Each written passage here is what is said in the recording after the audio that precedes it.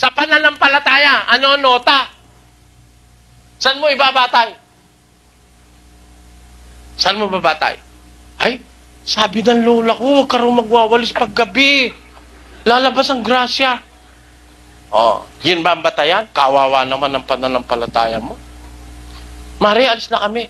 Di muna, hindi pa kami tapos kumain eh. Eh, mahuli ako sa appointment. Sige na. Iikot ko na lang ito.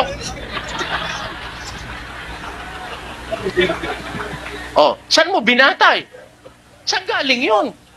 Na pag umalis na kumakain, madidisgrasya. Para huwag madisgrasya, kailangan ikutin yung pinggan. Saan galing yun? Oh, saan ka nagbatay? Where did you get that? Meron pa man lang scientific? Kasi kung scientific, payag na ako eh. Si St. Paul man, gumagamit siya ng scientific basis in faith. Pero, hindi na nga scientific. Hindi pa rin biblical. Walang batayan.